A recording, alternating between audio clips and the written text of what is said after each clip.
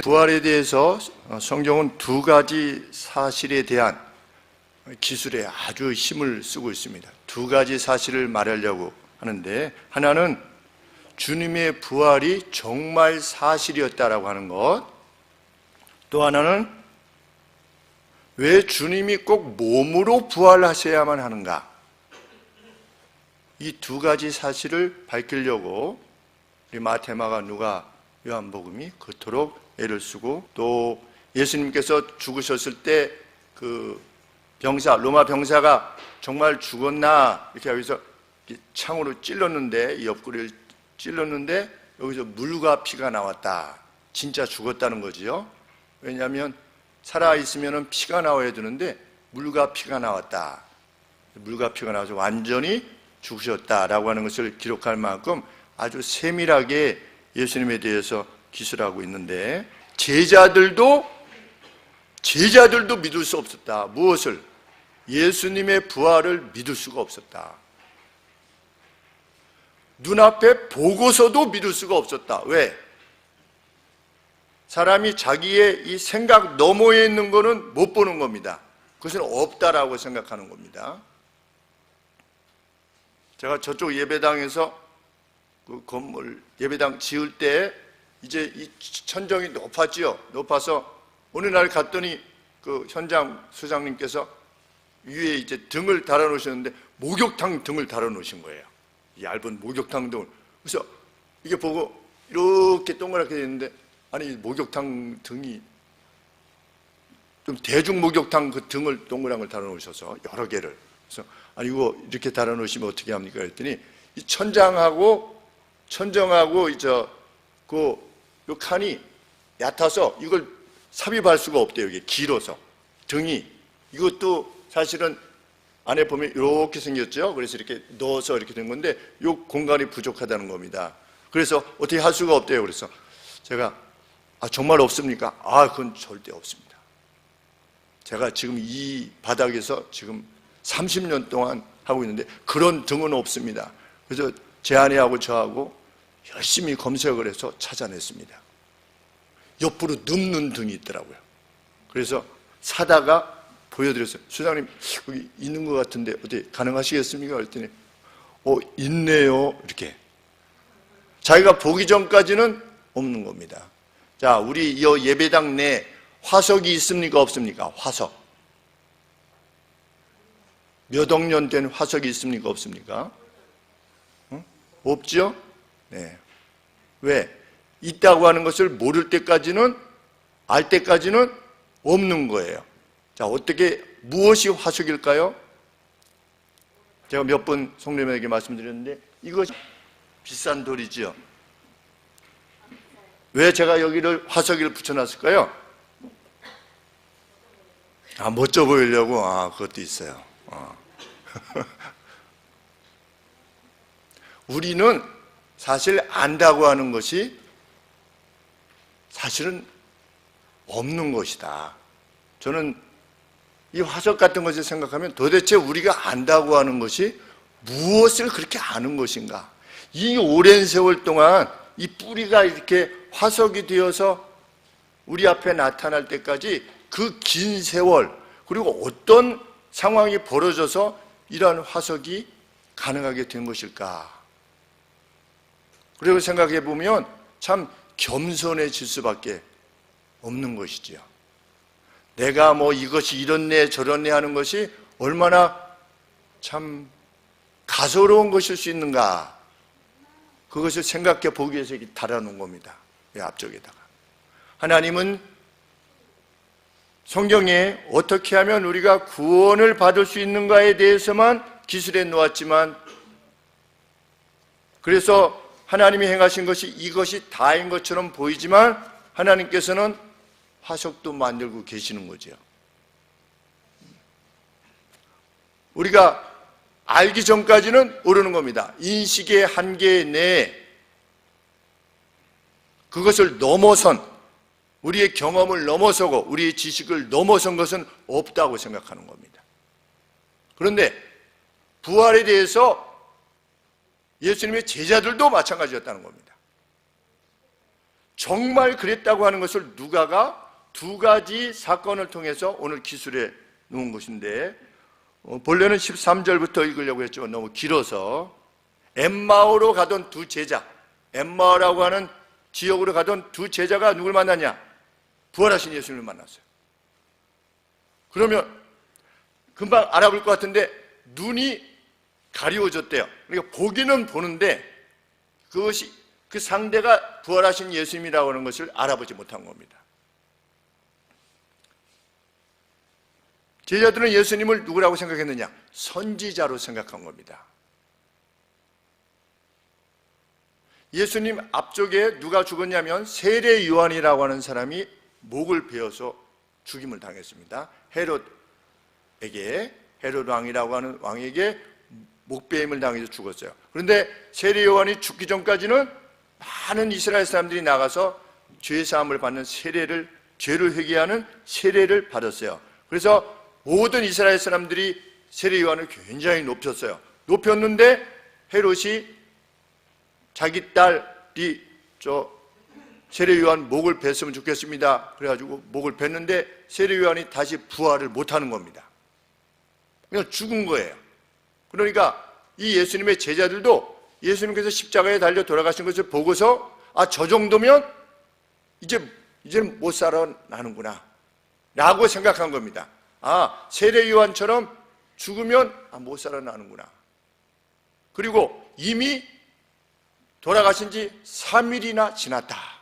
지금 예수님 옆에 계신데, 이거 두 명이 가고 있는데 예수님이 같이 합류하신 거예요. 합류하셔서 너 지금 무슨 얘기를 하고 있는 거냐? 너 어디로 가냐? 우리는 엠마오로 가고 있는 중입니다. 어떻게 같이 가실래요? 예수님이 지금 같이 가고 있는데 너 가면서 무슨 얘기를 한 거냐?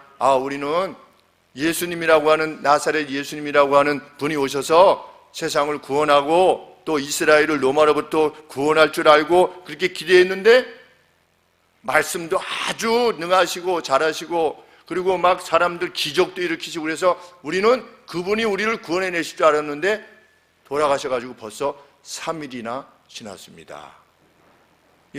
썩어가지고 이제 이스라엘은 빨리 썩으니까 이제 썩어서 이제 뭐 가망성이 없습니다. 그러니까 예수님이 뭐라고 하시냐면, 여기 구약 성경에 그 예수님이 와가지고 고난을 받고 죽고 그 다음에 3일 만에 다시금 부활한다고 이렇게 되어 있지 않느냐? 다시 부활한다고 그 차례차례대로 말하고 있지 않았느냐? 그래서 그 예수가 와가지고 고난받고 지금 죽지 않았느냐? 그러면 그 뒤에는 뭐가 남은 거예요? 예수님이 살아나시는 것이 남는 거 아닙니까? 그래서 예수님이 그렇다고 구약에서 예언하고 있지 않느냐? 그랬더니 제자들이 뭐라고 하는 겁니까? 소용없어요, 그래도.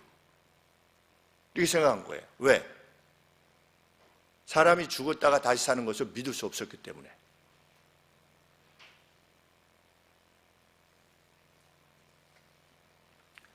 누가가 말하고자 하는 말은 뭐냐? 예수님의 제자들도 예수님이 바로 옆에 계셔서 말씀을 하시는데도 예수님의 부활을 확신할 수 없었다는 겁니다.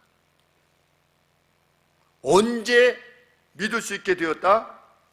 30절에 보시면 저희와 함께 음식 잡수실 때에 떡을 가지사 축사하시고 떼어주시며 말씀을 하시려고 했더니 그때 알아본 겁니다. 왜? 상황이 똑같으니까.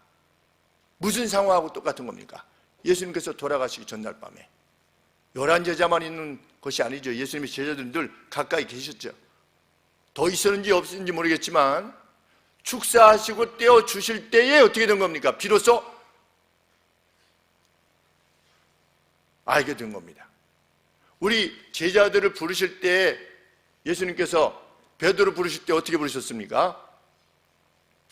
고기 잡는데 너 고기 많이 잡았느냐? 그랬더니 못 잡았습니다. 아침이 되도록 밤새 잡으려고 했는데 못 잡았습니다. 그러니까 그러면 깊은 곳에 가서 그물을 내려라. 베드로가 원래 직업이 뭡니까? 어부예요. 이 어부가 더 잘 알겠지. 예수님은 직업이 뭔데요? 아빠 직업이 목수셨어요. 목수. 집 짓는. 그런데 예수님이 한 3, 40년 어부하시는 베드로한테 그러면 못 잡았느냐? 깊은 물에 가서 그물을 던져라. 베드로가 얼마나 우스웠겠어요. 이거 뭐야? 이렇게. 그런데 베드로가 어떻게 했습니까? 원래는 해가 뜨면 물고기가 깊은 데로 갑니까? 바깥으로 나옵니까? 해가 뜨면 바깥으로 나와요. 왜? 물이 따뜻해지니까. 밤에는 깊은 물이 따뜻하니까 깊은 데로 가고, 아침이 되면 이쪽이 이제 햇빛으로 따뜻해지니까 물고기가 밖으로 나와요. 근데 밤새 깊은 데 가서 했는데 못 잡았어요. 그래가지고 이제 아주 힘들어하고 있는데 이제 물고기들이 얕은 데로 나와야 되는 때에 예수님 뭐라고 말씀하신 겁니까? 깊은 데 가서 그물을 던져라. 근데 베드로가 순종했어요. 갔더니 어떻게 되더라? 고기가 왕창 잡힌 거예요. 응? 왕창 잡혔어요. 그래서 그 이후로 너는 나를 따르라. 사람을 낚는, 고기를 낚는 어부가 아니라 이제는 사람을 낚는, 사람의 영혼을 구원해내는 어부가 되라. 이렇게 말씀하셔서 따라왔어요. 근데 예수님께서 나중에 부활하시고 나서, 부활하셨는데 제자들은 뭐 하고 있었어요? 다시 원래 직업으로 돌아간 거예요. 예수님 돌아가셨다고 생각하니까. 그래서 다시금 예수님 돌아가시고 난 다음에 예수님 부활하셨는데도 제자들은 못 봤으니까 어떻게 한 겁니까? 아이고, 다시 물고기 잡으려 되겠구나. 그래가지고 물고기 잡으러 다시 갔어요, 제자들이. 그랬더니 물가에서 예수님이, 부활하신 예수님이 물으셨어요. 물고기 많이 잡았느냐? 그러니까 못 잡았습니다. 그러니까 그때 뭐라고 말씀하셨어요? 배 오른쪽으로 그물을 던져라. 아니, 물고기가 무슨 왼쪽에 던지면 없고 오른쪽에 던지면 물고기가 많은 겁니까? 그렇지 않잖아요. 근데 예수님이 뭐라고 하셨어요? 오른쪽으로 던져라 그랬더니 오른쪽으로 던졌더니 그물이 찢어질 만큼 물고기가 잡힌 거예요. 찢어지지는 않고, 기적적으로 찢어지지는 않고. 딱 잡혔을 때 베드로가 뭘 생각한 겁니까? 처음에 자기를 제자로 부르실 때에 깊은 물에 가서 던져라 했는데 많이 잡았을 때를 기억한 겁니다. 그러니까 베드로가 우통을 벗고 막 물고기를 잡고 있다가 오른쪽에 던지라니까 고기가 잡히니까 와, 이게 웬 떡이냐 하지 않고 어떻게 한 겁니까? 주님이구나 한 거예요. 참 감격스럽죠. 어떻게 한 겁니까? 배 위에서 옷을 빨리 입는 거예요. 왜? 주님을 만나야 되니까. 겉옷을 벗고 있다가. 그래가지고 겉옷을 입고 나머지 사람들은 배가 낮으니까 배를 이렇게 몰았는데 그렇게 아주 깊은 데가 아니었나 봐요. 그러니까 베드로가 어떻게 했어요? 그냥 배에서 뛰어내렸어요. 배에서 뛰어내려서 막 이제 누구한테 간 거예요? 예수님한테 간 거예요. 이 엠마오로 가던 제자 둘도 예수님이 심지어 꾸짖기까지 하셨어요. 성경에 메시아가 와서, 예수님 있죠? 와서 고난받고 죽고 그 다음에 다시 살아날 거라고 예언했는데 왜 안 믿느냐? 이렇게 하니까 아유, 그래도 뭐 안 돼. 이랬다가 집에 들어가셔서 식사하실 때에 예수님이 나눠주시니까 어떻게 한 거예요? 예수님인 것을 알아본 거예요. 근데 예수님이 그렇게 보여주신 다음에 어떻게 됐어요? 호련히 사라지셨어요.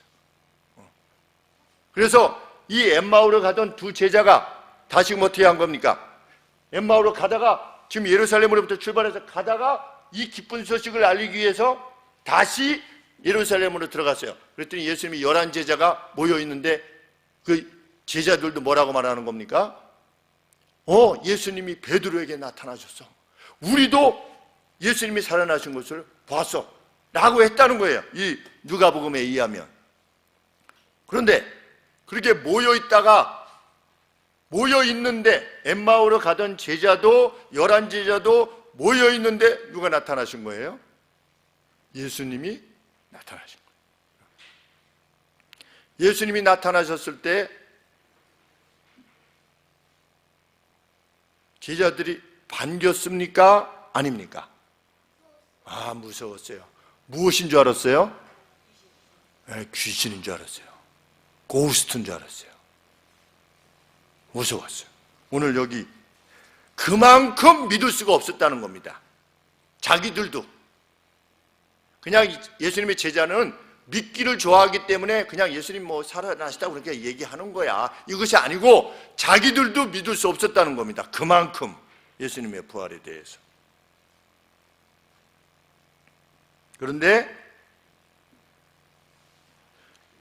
예수님의 영이 어떻게 되는 것까지는 몰라도 몸이 다시 부활한다. 이것은 못 믿었다는 거예요.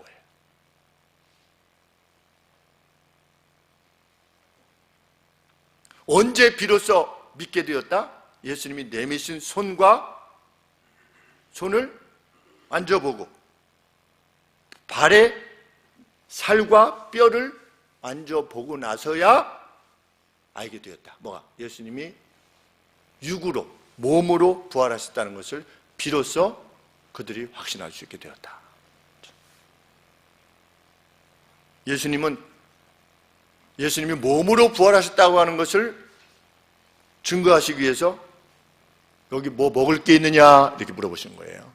그래서 예수님이 그 제자들이 구운 생선이 있나이다. 그러니까 어떻게 한 겁니까? 가져오라. 예수님이 구운 생선을 드셨다. 영이면 어떻게 되는 거예요? 떨어지겠지. 근데 예수님이 구운 생선을 드셨을 때 냠냠냠 이렇게 다 드신 겁니다. 비로소 제자들이 그것을 확인했을 때야 예수님의 부활을 확인할 수 있었다. 그만큼 부활이 자기들도 믿기 어려웠던 거라는 겁니다. 오늘 부활에 대해서 말하면 우리가 믿는다고 하면 세상 사람들은 어떻게 말하려 합니까? 그런 게 어딨어? 제자들도 그런 게 어딨어 하다가 예수님의 부활을 만나게 되었다는 거예요.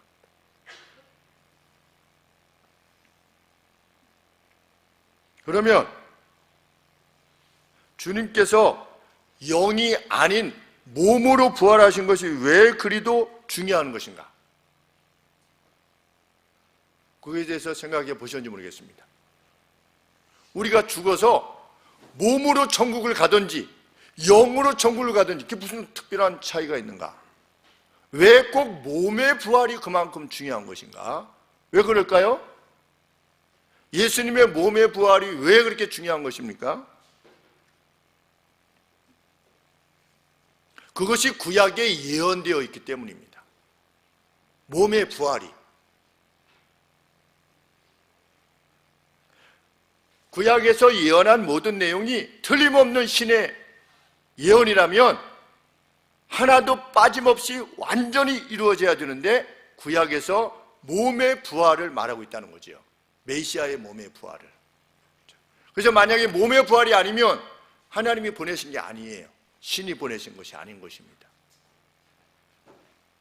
디테일한 것이 아주 그 예민한 것이 다 이루어져야만 했다는 겁니다.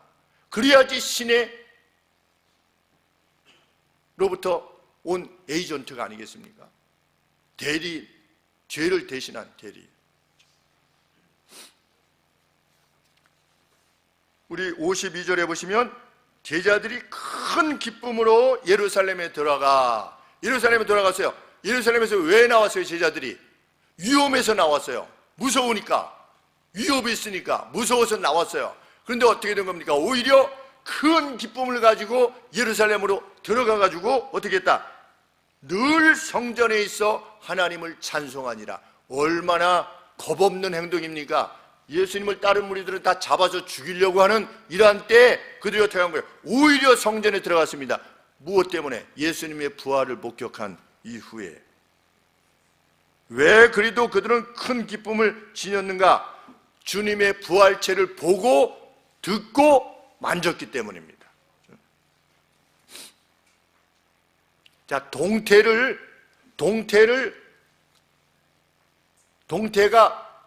되기 전에는 뭐라고 부를까요?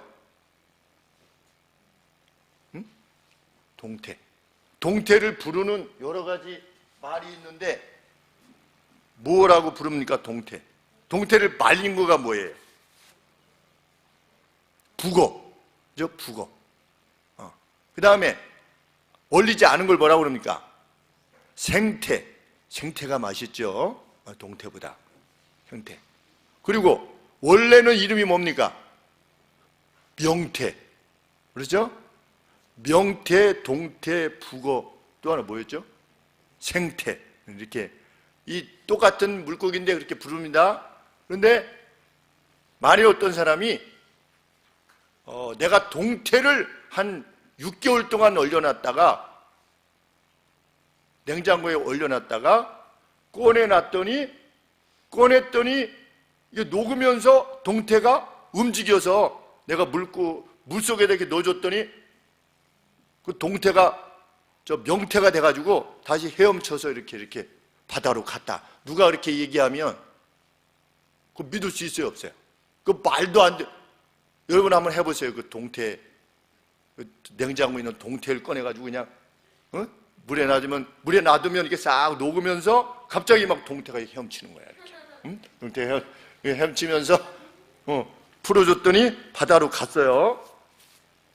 그런 일이 있을까요, 없을까요? 없어요, 그렇죠? 목사님도 없는 줄 알았어요. 없는 줄 알았는데 내셔널 지오그래피라고 하는 게 있어요. 내셔널 지오그래피. 동물에 대해서 나오는 게 있어요. 근데 북극 나방이라는 게 있더라고요. 북극 나방. 네, 나방이에요. 근데 북극 나방의 애벌레가 겨울이 되면 어떻게 되냐면 이제 북극에 여름이 되면 잠깐 막 먹어. 북극엔 별로 먹을 게 없지만 그래도 막 먹어요. 막 먹다가 등에 이렇게 우리 옛날에 송충이라고 하는 거 있었는데 쐐기 송충이가처럼 뭐 이렇게 털이 이렇게 많이 나가지고 막 먹다가 겨울이 되면 어떻게 되는 거야? 그냥 얼어버리는 거야. 심장도 얼고 머리도 얼고 몸이 다 얼어가지고 그냥 얼음이야. 얼음인데 그 상태로 한 몇 개월간 그냥 있는 거예요. 그리고 북극 개구리. 우리 동태 눈을 보면 동태 눈이 맑아요? 아니면 허예요? 허예요. 그렇죠? 늙어서, 얼어가지고. 그래가지고 하얗게 돼. 그래가지고 그 동태 살 때 그 신선한 거는 하얀 거가 아니라 까만 눈을 가지고 있는 것을 살려고 사람들이 그러는데 이 개구리도 북극 개구리도 어떻게 해? 얼어. 그냥 통째로 다 오는 거야. 심장도 멈춰요. 그 피도 다 얼고 뇌도 다 얼고. 그런데 몇 개월 지나면 어떻게 돼? 봄이 되면 그게 싹 녹아. 싹 녹으면 그 북극 개구리가 다시금 눈을 깜빡깜빡 이런 다음에 다시금 또 살아나는 거예요. 아, 정말 신기하다. 네, 심장도 멈췄었는데 다시 뛰는 거예요. 몇 개월 뒤에. 근데 북극 나방도 마찬가지고 애벌레도. 그런데 한 해에만 그렇게 한 것이 아니라 6년을 그렇게 한대요. 6년을 6번을 그렇게 하는 거예요. 그래가지고 7번째 되는 해, 그것도 참 신기하죠. 어떻게 잘못돼가지고 5년 만에 다시 나방이 되는 건 없는 거야. 무조건 6년을 지나야만 나방이 될 수가 있는 거예요. 그런데 보기 전까지는 심장까지 멈춘 그 어떤 동물이 다시금 따뜻하게 하면 살아날 수 있다라고 하는 것을 누가 믿겠어요? 근데 보면 어떻게 해요? 보면 믿을 수가 있는 거예요. 보면. 본 것 이상으로, 보고 만지고 들은 것 이상으로 더 확실한 진리는 없는 거예요. 성경은 왜 제자들이 이렇게 기뻐했느냐? 우리도 못 믿었다. 그런데 우리는 보고 듣고 만졌다.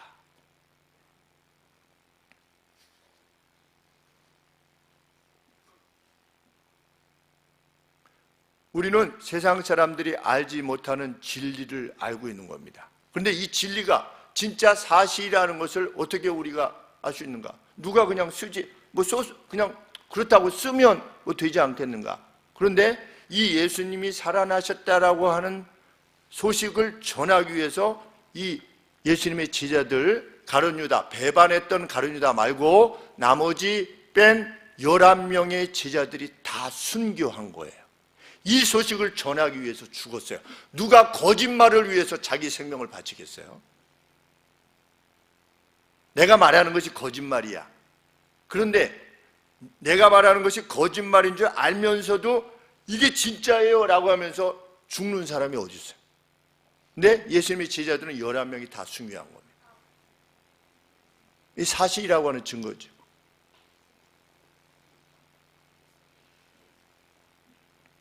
제자들의 기쁨의 두 번째 이유는 뭐냐? 우리도 몸이 천국 가는 거구나. 영혼이 천국 가는 것이 아니라 우리의 몸이 천국을 가는 것이구나 라고 하는 그런 기쁨이 아니라 구약의 예언이 이루어진 거예요. 예수님이 오셔서 고난받고 죽고 3일 만에 부활하신다고 이렇게 했는데, 하나님이 그렇게 선지자들한테 예언하게 하셨는데 정말 그런 일이 일어나서 예수님이 부활하신 거라면 예수님이 누구로부터 보냄을 받은 겁니까? 하나님으로부터 신으로 보냄을 받은 것이 맞는 겁니다. 그것이 기쁜 거예요. 예수님이 뭐라고 말씀하셨습니까? 45절에 25절에도 예수님이 엠마오로 가던 제자들에게 말씀하셨고 또 모여있던 제자들에게도 똑같은 말씀을 하셨어요. 무슨 내용입니까? 25절 말씀에 가르사대 미련하고 선지자들이 말한 모든 것을 마음에 더디 믿는 자들이여, 성경에 이렇게 기록되어 있지 않느냐? 뭐가? 그리스도가, 메시아가, 예수님이 이런 고난을 받고 자기의 영광에 들어갈 것이라고 하지 않았느냐라고 하시면서 구약 모세, 창세기부터 신명기까지 모세와 및 모든 선지자의 글로 시작하여 모든 성경에 쓴 바 예수님에 대한 것을 자세히 설명하시니라. 엠마오 제자들에게 설명하셨어요. 또 모여있던 제자들에게 뭐라고 말씀하셨습니까? 45절에 이에 저희 44절에 내가 너희와 함께 있을 때에도 미리 말하지 않았느냐? 뭐를? 곧 모세의 율법과 선지자의 글과 시편의 날을 가리켜 기록된 모든 것이 이루어질 것이라고 한 말이 이것이라 하시고, 이에 저희 마음을 열어 성경을 깨닫게 하시고 또 이르시되 이같이 그리스도가 고난을 받고 제3일에 죽은 자 가운데서 살아날 것이 성경에 예언되어 있지 않느냐? 그러니 예수님의 제자들은 예수님을 만져보고 듣고 확인했을 때 구약의 예언이 여기까지 왔구나 라고 하는 기쁨, 역사가 목적을 가지고 있구나, 신이 이끌어가고 계시구나 라고 하는 확신에 찼을 때 더 이상 두려울 것이 없는 겁니다. 그래서 예루살렘으로 다시 들어갈 수 있었던 겁니다.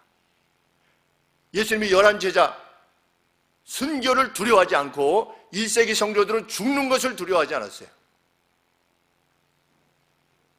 왜? 예수님의 부활을 목격했기 때문에. 우리가 예수님을 믿는 것은 그저 예수님 믿고 취직 잘 되고 좀 건강하고 좀 장수하고 자녀들이 좀 어떻게 잘 되고 이것을 바라는 것이 아니고, 예수님은 그것에 대해서 염려하지도 말라고 하지 않으셨습니까? 너희는 먹을 것과 무엇을 먹을까 마실까 입을까 염려하지 말아라. 이 모든 것은 내가 너희에게 더할 거다. 너희들이 무엇하고 있을 때 너희의 정체적 노력이 하나님의 나라와 하나님의 의를 추구하고 있을 때 내가 먹인다는 것을 내가 확증해 주마.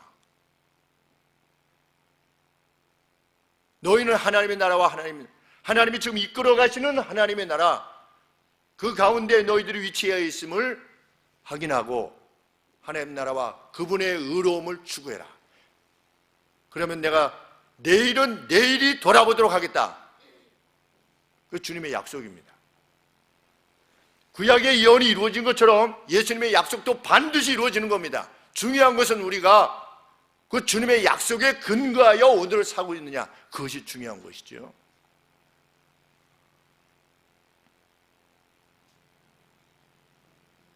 그런데 주님은 제자들에게 마지막으로 뭐라고 말씀하십니까? 이것으로 주님의 부활로 예언이 끝나지 않았다는 겁니다. 46절에 제3일에 죽은 자 가운데서 살아날 것과 끝이 아니에요. 47절, 또 그의 이름으로 죄사함을 얻게 하는 회개의 천명이 예루살렘으로부터 시작되어 모든 족속에게 이루어질 것이라고 기록되었으니, 예수님의 부활로 끝나는 게 아니라 하나님은 세상 역사를 어떻게 이끌어 가신다? 보내신 다음에 이 예수님으로 말미암아 죄사함이 이루어진다라고 하는 천명이, 세상의 외침이 예루살렘으로부터 시작해서 모든 족속으로 전하여질 것이다. 이것이 반드시 이루어질 것이다. 너희는 내 증인이 되어라. 왜? 하나님은 그 일을 이루어 가실 거니까. 그 하나님의 나라에 너희들 내 증인이 되어라. 그래서 어떻게 한 겁니까? 11명이 다 순교한 겁니다. 정말 예수님의 말씀대로, 구약의 예언대로 어떻게 됐습니까? 이스라엘의 촌에서, 그 사람으로 치면 베들레헴이라고 하는 아주 그 촌에서 태어난 그 목수의 아들처럼 보였던 그분이 지금 어떻게 된 겁니까? 온 세상에 24억 명의 주님으로 높임을 받고 계시는 겁니다. 그때 몇 명이었어요? 12명이었어요. 많아도 70명이었어요. 우리 여기 예수님의 제자가 처음에 요만큼밖에 없었어요. 그런데 예수님 뭐라고 말씀하셨냐면, 하나님이 예언하셨다. 뭐라고? 십자가 뒤에 온 세상 사람들이 나로 말미암아 구원을 얻게 될 거라고 말씀하셨다. 그리고 구원받게 될 사람들이 충만하게 되면 하나님께서 문을 닫으시고 최후의 심판을 하실 거라고 약속하셨다. 그러니 너희는 어떻게 해라? 빨리 가서 사람들의 영혼을 추수해라. 우리가 뭡니까? 추수꾼입니다. 근데 신천지가 갖고 가가지고 추수꾼 그러면 아주 기분이 좀 안 좋은. 근데 우리가 추수꾼이에요. 우리가 좋은 것을 뺏기면 안 돼. 대학교 때 데모가가 와서 모여 함께 하나가 되자, 흔들리지 않게 하나가 되자. 우리 저 복음송이었거든요. 흔들리지 않게, 이렇게 흔들리지 않, 이런 그 찬송이 있었어요. 근데 저 운동권 애들이 데모할 때 부르기 시작해가지고 그 다음부터 교회에서 안 부르기 시작했어요. 추수꾼 정말 밭이 휘어지. 예수님의 입장에서 보면 지금 세상이 어떤 겁니까? 추수할 영혼들로 휘어지게 된 겁니다. 벌써 다 이렇게 추수가 이렇게 될 만큼 열매들이 이렇게 됐는데 가서 추수할 사람들이 없는 겁니다. 지금 영혼들이 마찬가지인 겁니다. 예수님의 눈으로 보시면 지금 추수해야 될 영혼들이 세상에 무수히 많은 겁니다. 그 예수님 뭐라고 말씀하시는 겁니까? 너희가 내 증인이다. 우리는 역사 가운데 어느 상황에 있는 겁니까? 아브라함은 아직 예수님 오시기 전이지요. 이삭, 야곱, 그 다음에 한참 와서 다윗, 그 다음에 무슨 다니엘, 느헤미야, 그리고 예수님. 2000년간 아브라함에게 주신 약속이 이게 실현된 거지요. 아브라함보다 얼마 더 전인지 모르겠지만 쭉 올라가면 하나님이 아담에게 약속하셨죠. 여인의 후손이 너 뱀머리를 짓이겨버릴 것이다 라고 했던 그 예언이 이루어졌지요. 그래서 예수님 부활과 승천이 이루어졌습니다. 그러면 구약에서 예언한 내용이 뭐가 남았습니까? 이제 마지막 심판이 남아있는 겁니다. 세상에 이 복음이 천명되는, 누구든지 예수 그리스도를 믿기만 하면 구원을 줄 것이다. 노인 요양병원에서 마지막 돌아가시는 순간에도 예수님을 고백하면 구원을 줄 것이다. 이 소식을 전해야죠. 우리 양만석 집사님, 형님이 그래서 병상에서 세례를 받고 돌아가셨습니다. 제가 그 바른 바른 로펌 그 대표 아버님도 마지막 순간 삼성병원이었는지 아산병원이었는지 그 마지막 순간에 막 호흡이 이제 끊어지시려고 막 이게 인공호흡 끼고 이랬을 때 가서 제가 이렇게 아버님, 제가 이렇게 호흡이 가쁘시고 정말 어쩔 수 없을 만큼 몸이 괴로운, 얼마나 괴로우시겠어요? 숨이 잘 안 쉬어지는 거니까 막 이렇게 하시니까. 이렇지만 그렇게 하다가 제가 이건 도저히 안 되겠다. 이건 좀 나아지신 다음에 해야지. 내가 이렇게 고통스러운데 내가 여기서 가지고 이제 돌아서 나오려고 하는데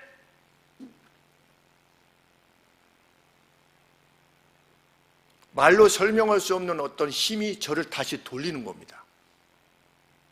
그것이 제가 생애에 경험했던 12번, 3번 중에 한 번인 겁니다. 인간적으로는 분명히 지금 막 고통받고 막 있었는데 거기서 예수님을 믿으라고 이 말씀을 드리는 게 너무 이렇게 좀 인간적으로 좀 그래서 이렇게 조금 있다가 그리고 이제 커튼이 이렇게 쳐 있으니까 돌아 나오려고 하는데 뭔가에 이끌려서 다시 들어간 거예요. 다시 들어가서 아버님, 지금 상황에서 제가 말씀드리는 것이 너무나 인간적으로는 죄송합니다.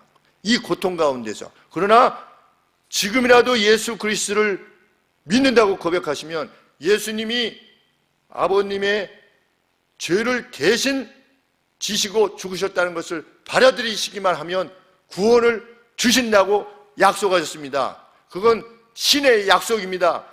받아들이셔야 됩니다. 받아들이시겠습니까? 그랬더니 저는 사실 별 기대를 안 했어요. 오히려. 그런데 아버님이 이러시는 거예요. 이렇게. 그러니까 옆에서 지켜보시던 가족들이 평생 전도를 했는데 안 된 거예요. 근데 그 권사님 또 아드님 옆에 사람들이 그러니까 우와 지금 막 돌아가시겠는데 자녀들이 부인이 기쁘셔가지고 막 우와 야 받아들이신대 막 이렇게 하는 거예요. 그러니까 응급실에 다른 사람들이 많이 와 있었는데 다른 응급실에 이렇게 보호자들이 우리 쪽으로 왔어요. 왜냐하면 지금 막 숨이 넘어가시려고 하는데 가족들이 막 막 좋아서 막 이러니까 이거 뭔가 이래가지고서 이렇게 와서 이렇게 볼 정도로. 그래서 제가 예수님을 주로 고백하는 사람은 세례를 받으라고 하셨습니다. 세례 받으시겠습니까? 그랬더니 이렇게. 그래서 물로 빨리 이게 생수 받아와서 병상에서 세례를 드리고 2시간인가 3시간 뒤에 세상을 떠나셨어요. 우리 이 소식을 전해야만 됩니다. 왜? 주님의 약속이니까. 또 그의 이름으로 죄사함을 얻게 하는 회개가 예루살렘으로부터 시작하여 모든 족속에게 전파될 것이 기록되었으니 너희는 이 모든 일의 증인이라. 그래서 순교한 겁니다. 우리는 증인들이어야만 합니다. 우리는 어디에 놓여 있습니까? 예수님께서 사명을 주신 이 사명과 심판 사이에 지금 놓여서 세상에 이 죄사함을 천명하는 자로 오늘을 사는 것입니다. 세상에 그것을 천명하는 자로 오늘을 살면 나머지 것들을 하나님께서 어떻게 약속하셨습니까? 내일 일은 내일이 돌아보도록 하겠다. 이것이 주님의 약속입니다. 주님은 이렇게 약속하셨습니다. 요한계시록 22장 14절 15절 말씀에 그들의 옷을 씻어내어 생명나무로의 권리를 지니게 되고 그 성의 문을 통하여 들어가는 자들은 복되도다. 새 예루살렘이죠. 바깥에는 성 밖에는 못 들어가는 자들입니다. 개들은 못 들어간대요. 개가 뭐가 개입니까? 네? 개들은 천국에 못 들어간대요. 천국엔 동물이 있을 것이라고 목사님은 생각합니다. 그런데 여기서 말하는 개들은 뭡니까? 진리를 분별하지 못하는 사람들.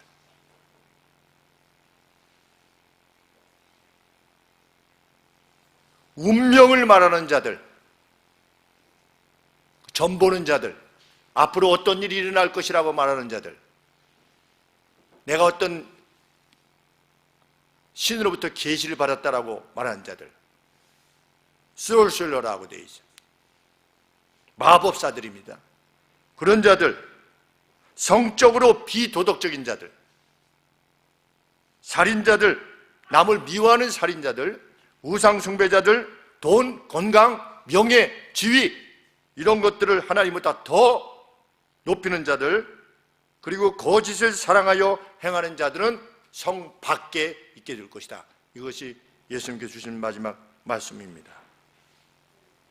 주님은 어느 날 영광 가운데 도래하셔서 깨어진 세상을 반드시 고쳐내실 것입니다. 그날 우리는 더 이상 눈물도 슬픔도 없는 나라로 들어가게 하실 것입니다. 우리 눈앞에 보여주실 것입니다. 부활로 보여주신 것처럼 그 예언도 성취될 것입니다. 우리는 그 약속 안에 거하는 하나님의 거룩한 무리들입니다. 우리가 이런 믿음을 지니게 된 것은 주의 전적인 은혜입니다. 늘 감사와 기쁨으로 이 땅을 사는 우리들이 되기를 소원합니다. 기도하겠습니다. 하나님 아버지, 이 진리의 말씀이 우리에게 오기까지 수많은 순교자들이 아버지여 그들의 삶을 희생하여 복음을 전해준 것을 믿습니다. 그리하여 우리의 영혼이 추수되었음을 감사를 드리옵나이다. 하나님의 양떼 가운데 함께 속하 있게 하심을 감사합니다. 하나님, 이후로도 저희도 주께서 남겨두신 너희가 증인이라 와 마신 말씀을 기억하며 우리의 삶으로, 우리의 입술로 이 천국에 대하여 전하며 이 부활에 대하여 말하며 살아가는 저희들 모두가 되게 하여 주시옵소서. 예수님의 거룩하신 이름으로 기도합니다. 아멘.